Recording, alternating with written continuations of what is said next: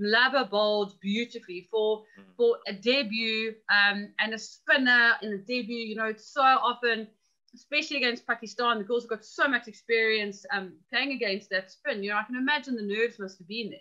But she definitely is a talent. And I really was very impressed with her maturity when she went up and she took the ball, she had confidence.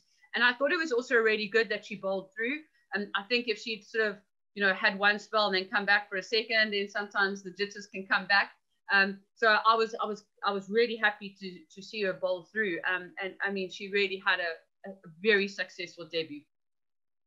Yeah, let's give a glance at Nonkululeko Mlaba's figures. 10 overs, one maiden, 19 runs, one wicket, but more importantly, 45 dot balls. Remember, one day internationals are just 60 balls. You bowl 45 for no run.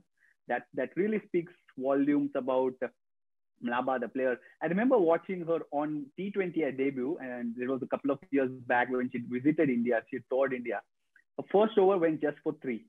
The second over, she bowled a ball to Harmanpreet Kaur, who smashed her out. So 2 overs, 13. So the third over is where she kind of ended up spoiling her figures. Again, bowling to a batter like Harmanpreet Kaur. But even then, you could see she's fearless because she flights the ball, which we saw today. And she found enough turn from what Mark earlier termed as Karachi pitch.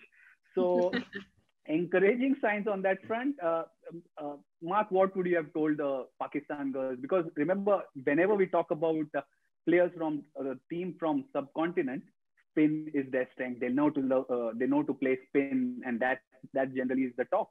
But when you see Mlaba turning up 1 for 19 in 10 overs against a subcontinent team, must be demoralizing for a batter, isn't it?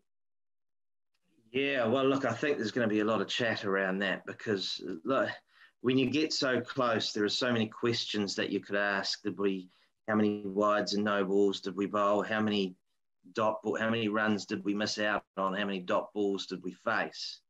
And I think there were just too many. I just felt we became, you know, Nida was probably guilty a little bit of that, even though she played really well, and she'll know this, but just hitting the ball to fielders, ball after ball after ball.